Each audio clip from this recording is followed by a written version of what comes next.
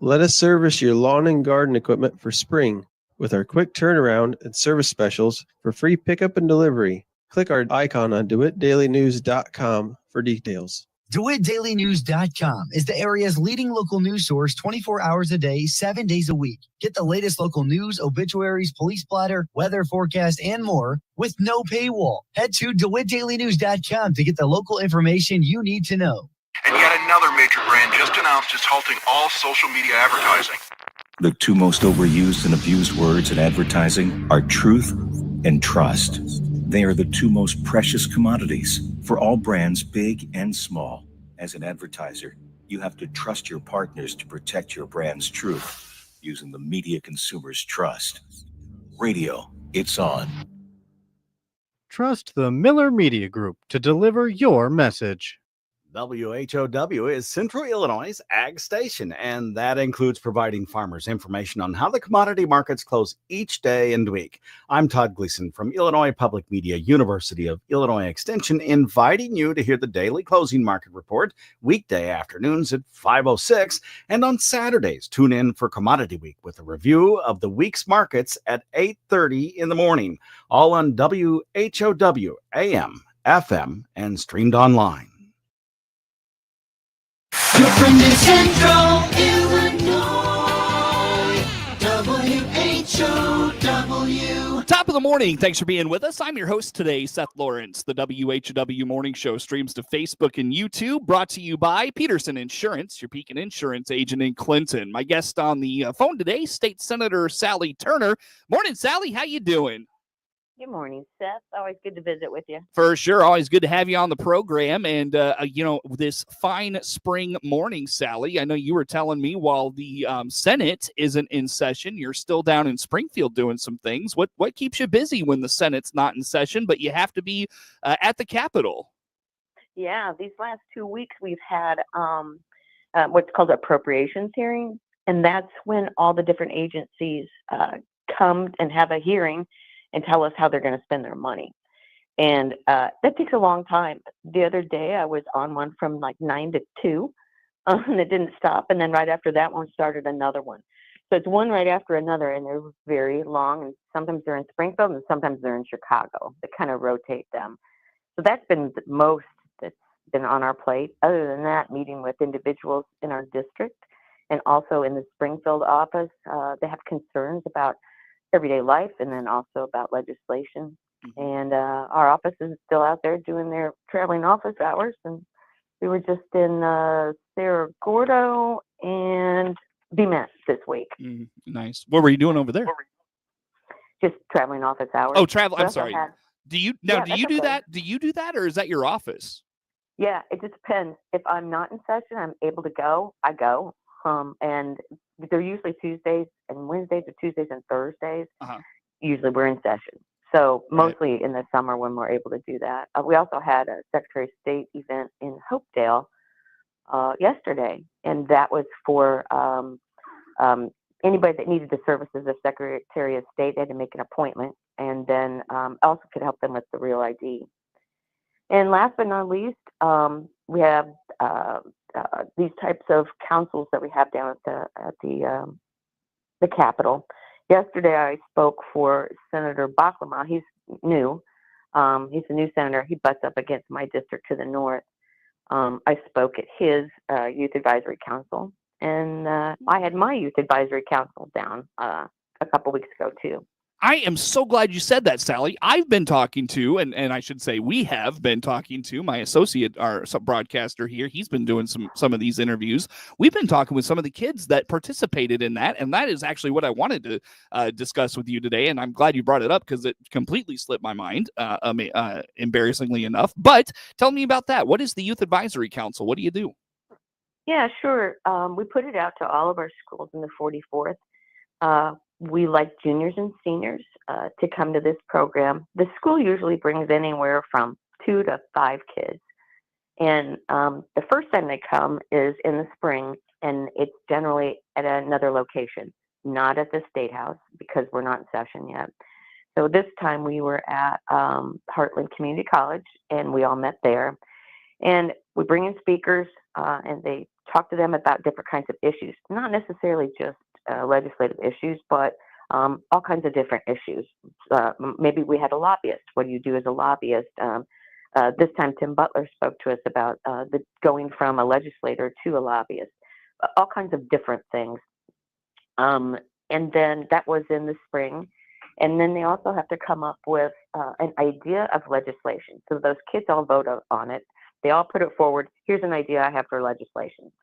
And then at the end, they all vote for what is that idea. And their idea was, rightfully so, voter ID. So they brought the voter ID forward to this session, which was a couple of weeks ago. And what they did was they formed a committee. They had some were legislators, some were lobbyists, some were individuals arguing for opposed or supporting legislation.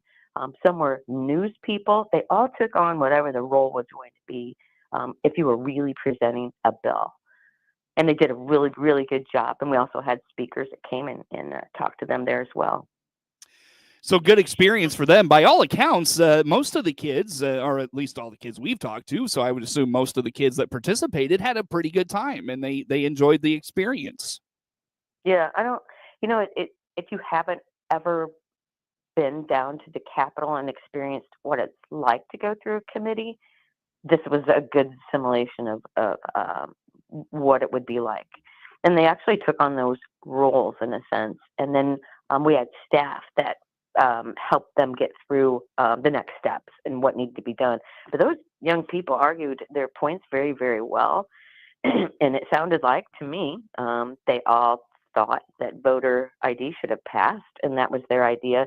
But of course, some had to represent against it and some for it. But in the end, they all felt like when they talked afterwards that they were for it and that the for it won.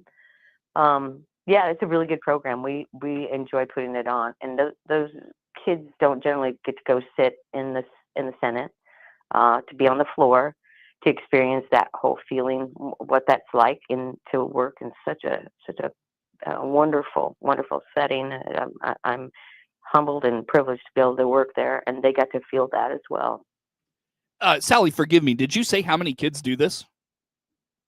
Yeah, we have anywhere from 3 to 5 kids from each school in the 44th district.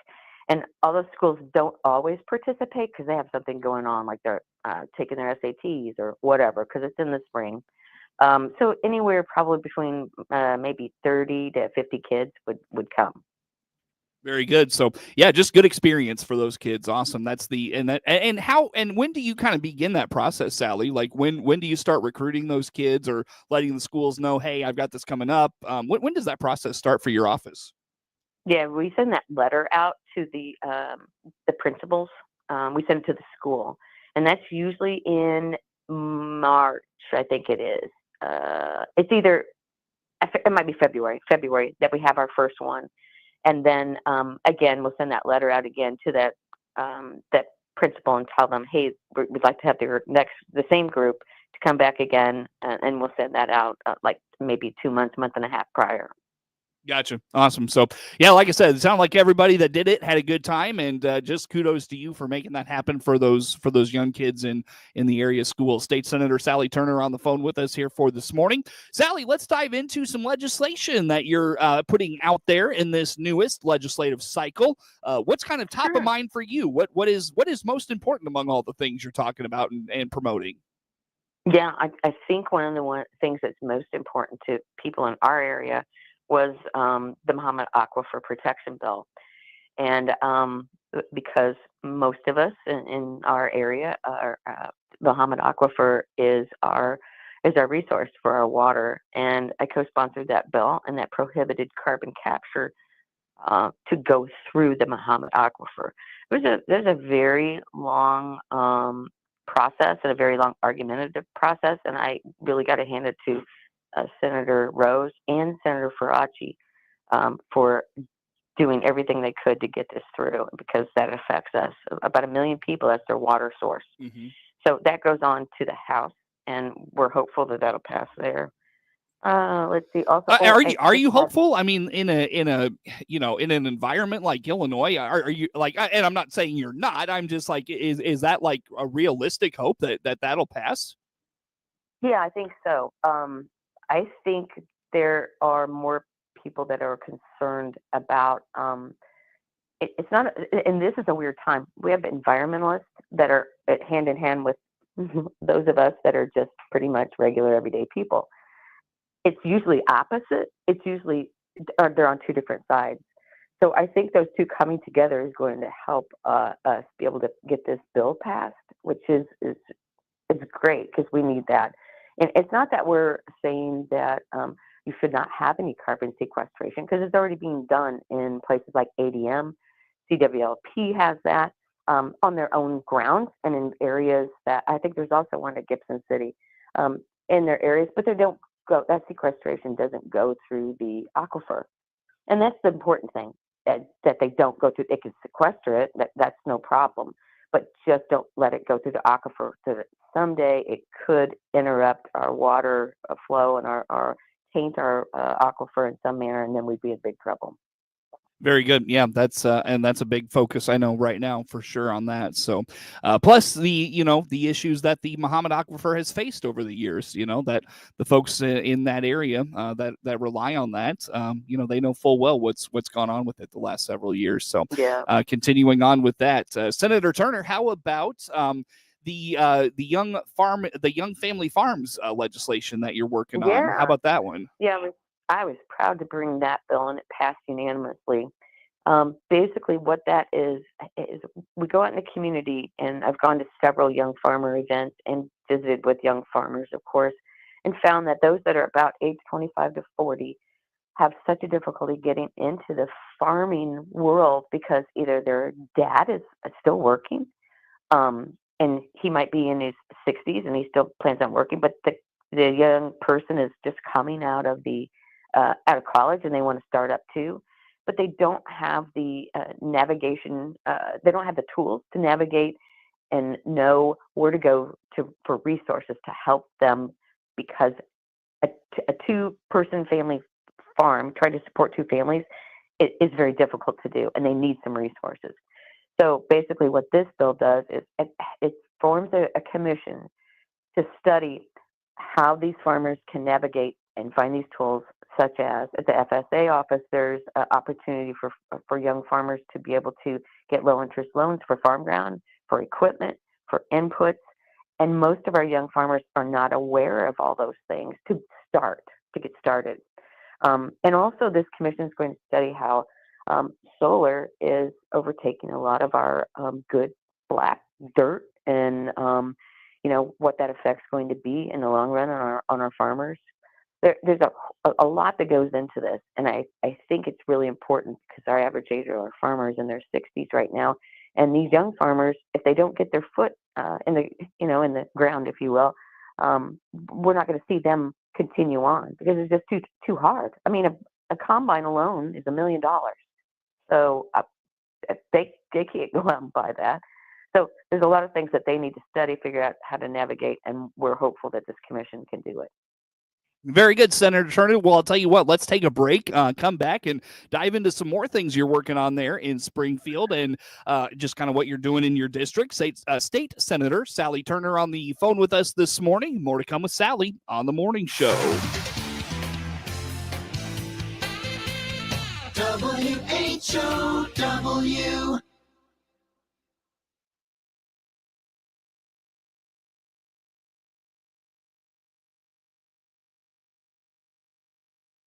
The old way of doing things makes sense for some things, like a hot dog at the game.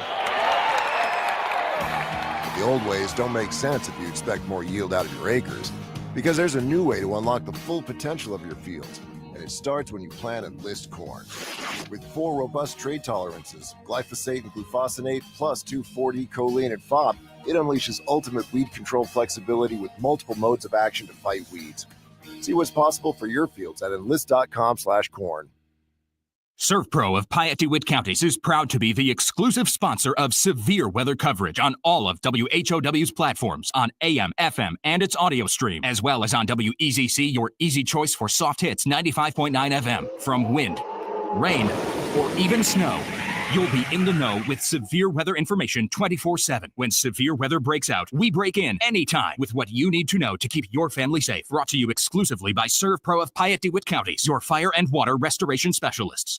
The WHOW Morning Show is now video streamed live on the WHOW WEZC DeWittDailyNews.com Facebook page and on the new WHOW TV YouTube channel. Watch Morning Show host Seth Lawrence interview guests live, as well as watch archived video podcasts of any interview you missed. Whether on Facebook or YouTube, we're providing 2 more ways that Central Illinois' local news station, WHOW, delivers compelling content for you.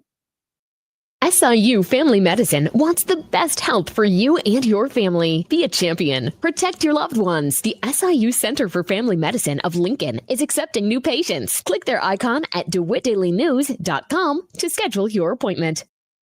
Hi, I'm Brett with Central Cremation Center. We're proudly offering pet cremation services to help keep your faithful companion close to you. Learn more about our pet services by clicking our icon at DeWittDailyNews.com.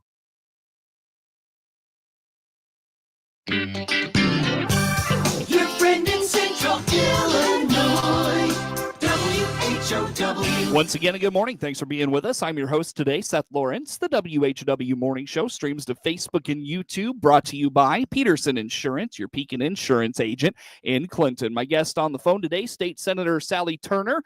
Senator Turner, let's get an update on the homeschooling legislation. It sounds like this one is hitting a bit of a snag. What's going on? Yeah, you're right. That's what we're hearing. Of course, that's still in the House stages. The author of the bill has held that bill. The only thing we need to make sure and keep watching for is that they don't take a shell bill, gut and replace it, and pop that in there. So we need to keep watching that bill, and it's always good for those folks that are probably in our listening area with your radio show to continue to reach out to Representative Deering's office to find out the status, to make sure that bill's not going anywhere. And so if it were to, then they, of course, need to get on and do a slip to make sure that they oppose that bill. So with the homeschooling legislation, what is the snag? What's the holdup with this? Why is the majority, supermajority Democrats, why are they not all in on this? I think because they're getting so much pushback. When the homeschoolers came to the Capitol, there were thousands of homeschoolers there. And it's not like it's just in our area, just in Central Illinois. It's all throughout Illinois.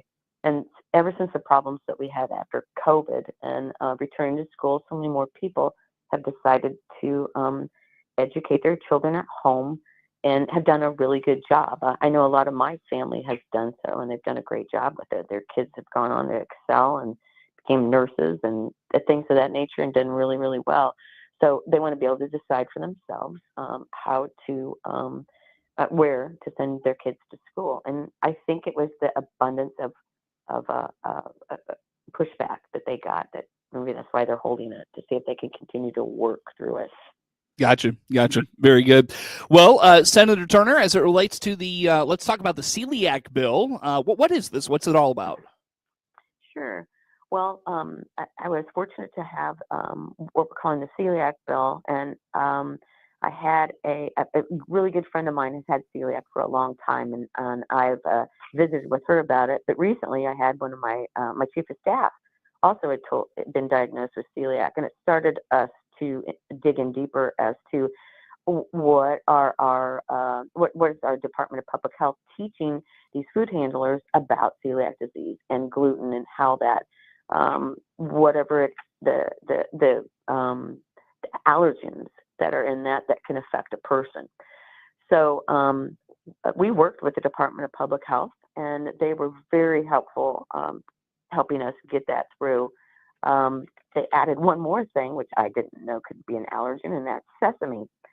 So they wanted to see that word sesame in my bill as well. So we had them, we helped them with that. The celiac bill has moved on to the House. And next week I'll be on a national podcast with a foundation that talks just about celiac disease and how they're just delighted that we pushed that bill through. It's amazing how many people have this and how much outreach we've had about it. Interesting. Well, that'll be good promotion for it, for sure. Very good. Senator Turner, as we move along this morning, let's talk about women in sports in Illinois. I understand you've reached out to the federal government about this. What have you done? What's going on? What's the issue? Yeah, the first step that we took, the House and the Senate took, Republicans, we sent a letter to IHSA asking them to not allow transgender men to participate in women's sports. And they did rightfully send us a letter back, which appreciates that because sometimes people don't. Sent that letter back and basically said that they have to abide by the state rules. And they've talked to the Attorney General, and the state rules are that they have to allow that. And so we decided to send a letter to Pam Bondi and ask her to come down and take a look at that law for us. And we're awaiting to find out whether or not we might be just like, I believe it was Maine that had that lawsuit. So we're hopeful that maybe that might happen for us as well, because all of us, and I would imagine most people are feel the same way that, and myself, I was a woman that competed in collegiate athlete, as a collegiate athlete, and I'm a mom to a daughter who competed in sports as well. And, we know what it's like to fight for a level playing field for girls, and we owe it to our next generation to protect that fairness and preserve the integrity of women's sports, just like those women did years ago for Title IX. Yeah, well, and with that, I know in terms of the polling on that issue, it seems overwhelming. Just the national polling I've seen, that's where a majority of Americans are at. So, very good. Well, Senator Turner, as we wrap up this morning, give me one more update on the cell phone ban bill. This is a hot topic among superintendents I have on the show. They're watching closely. How about the cell phone ban bill? Yeah, I know it's come out of the House, but we have not debated that in the Senate. So I'm curious if that's one of the 150 that they pushed over yesterday. So I haven't looked at that yet to see what it's been called or put in a committee yet.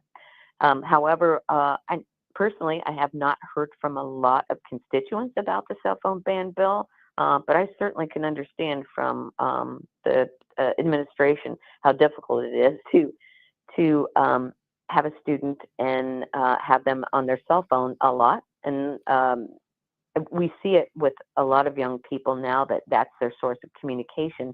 And it could be prohibitive, I think, for learning. And I think that it's best served to listen to what our administration and schools say about how they want us to vote on it. Sure.